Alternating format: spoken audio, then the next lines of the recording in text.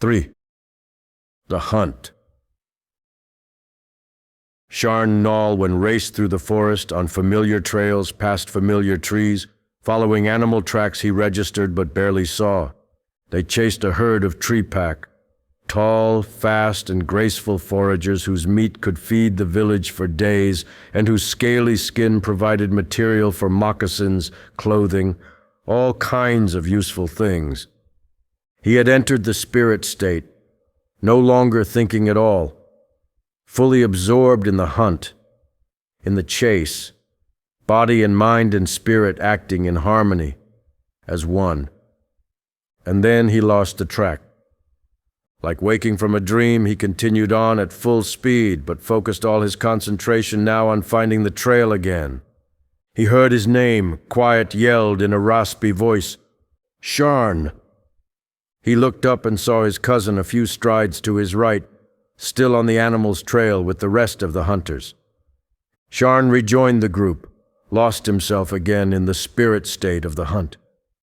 Dodging low branches, leaping roots and rocks, swerving around brush, and speeding through tall grasses, they ran. In the hunter's wake, birds cawed and flew from nests and branches. Small animals scurried out of bushes and up trees. The hunters paid attention to none of it, focused only on the tracks of their prey. Prints in the soft dirt, snapped twigs, the gentle sway of large-leafed plants. All of it told a story of recent and hurried passage, a herd on the run, and the hunters were closing in. Sharn felt something thud into his consciousness, a presence, something amiss. He turned his head and saw another runner moving toward him, clumsy, thrashing like an injured or panicked animal. Sharn slowed, shifting his focus onto this new threat, keeping trees between he and the runner. A boy ran past, covered head to toe in strange clothes. He looked at Sharn as they crossed paths, wide eyes in a pale face. "Stop!" Sharn called. The boy kept running. Sharn followed, spear in hand. These lands belonged to Sharn's tribe, the Kuali Dane. Anyone who passed their borders required their blessing. These days few received it. Sharn and his fellow hunters had chased the herd of tree pack many, many strides. Before that, the hunters had walked from their village for some time. Even so, Sharn knew he could run all day. That was how they ran down their prey, not with speed, with endurance. The boy realized he was being chased, looked over his shoulder. He tried to run faster, but the boy did not know the forest or the paths he ran, crashing through brush and almost tripping on several roots in a row. Sharn caught up to him, dropped his spear in the dirt, and tackled. The boy went down hard, sliding along the forest floor with Sharn half on top of him. He turned over, yelling, crying, almost screaming. This surprised Sharn so much he backed away. The boy jumped on him, started punching. Sharn threw his arms up to protect his face, and the boy punched his stomach instead, knocking the wind out of him. Unable to breathe, Sharn reached up with his legs, tightened them around the boy's head, and slammed him down on the ground.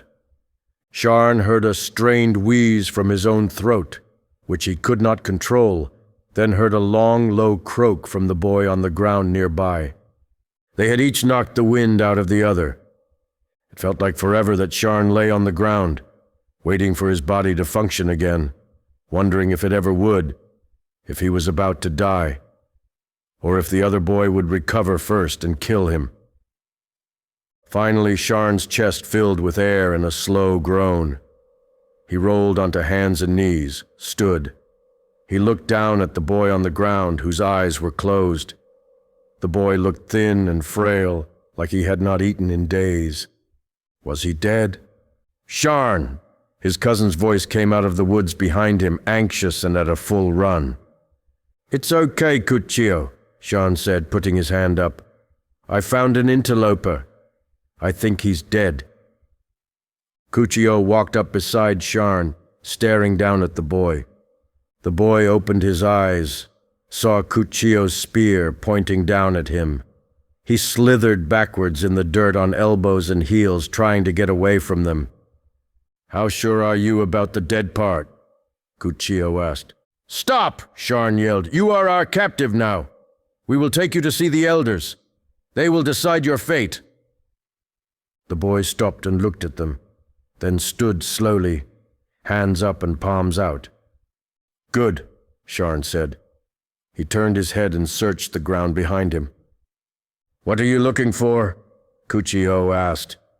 "My spy." Sharn heard a strange noise and spun. Cuchillo was staring at Sharn, wide-eyed and convulsing. The boy was on his cousin's other side, his hand on Cuchillo's arm, fingers arranged to make some strange sign. The boy glared at Sharn for an instant, then ran away. Cuchillo fell. Sharn cursed. He knelt beside his cousin, checked for breathing. Cuchillo was alive, but still trembling. What happened?" "He did some kind of magic on you," Sharn said. "He is more dangerous than he looks."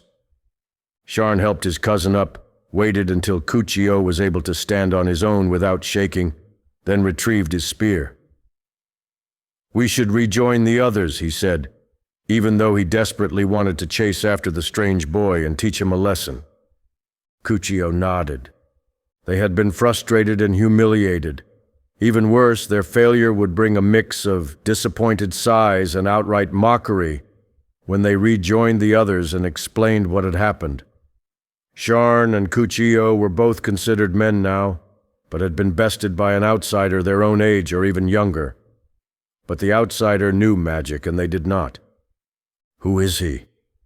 What strange tribe does he belong to? These questions ate at Sharn as they followed the tracks of their hunting party through the forest. Cuchillo was first to notice the place where the hunt had ended. The tracks and imprints told the tale of thrown spears and 2 fallen tree pack. Already carrion birds and scavengers fought over the few unwanted remains, tossed aside by skilled butchers. "This would have taken some time," Sharn said. "We should catch up before the village." A little further along the trail, Cuchillo held up his hand. "They split up here. The ones carrying the meat continued on, but some of the men went that way." "And look," Sharn said. "2 others went this way." He pointed at diverging tracks in the dirt. "Follow the food?" Sharn smiled. "Yes." They continued on, following the heavier set of tracks back toward the village. Much later, as they finally neared the village, the 2 young men heard commotion and saw the other hunters standing in a circle around something or someone. Cuchillo and Sharn hurried to join the group. They wedged their way between the hunters and Sharn gasped. The boy from earlier stood at the center of the circle, looking even more exhausted and bedraggled. Sharn's uncle saw him break into the circle, said, "Sharn, Nol, Wen, and Cuchillo will become our new guests, protectors, and guides. They will teach the young man our tongue and our ways. No one is to harm or harass our guest. We will find out who he is and where he comes from once he can speak with us. Agreed?" The group of men voiced their assent. Sharn stood open-mouthed, staring first at the strange boy and then at his uncle. Why did they keep choosing him to do the worst things? Sharn's uncle removed his own blanket from over his shoulder and placed it around the strange boy. "Let this, my blanket, symbolize my protection for this young man." The strange boy looked up at Sharn's uncle, wide-eyed. He clutched the blanket tight with one hand. Men broke away and went to eat or bathe or see their families, leaving Sharn and Cuchillo with Sharn's uncle and the stranger. "Let me know if you need anything," Sharn's uncle said. He turned to walk away. "But Chief Tiwekto, what are we supposed to do with him?" Sharn asked, his voice a little more whiny than he intended. "You have been running all day, same as he. What do you want to do now?" Sharn shrugged. "Eat. If you eat, he eats. If you drink, he drinks. If you wash in the river, he washes. Simple? Yes, uncle. He knows magic, Cuccio said. He tried to kill me with it. Then you best be friendly toward him, my son, so he does not try to kill you again. Chief Tuekto walked away. Sharn looked at the strange boy. Do you want food? He asked. The boy stared at him. Sharn mimed putting food in his mouth. The boy continued to stare. Cuccio laughed. This is going well. Fine, Sharn sighed. Come with us. Let's go eat.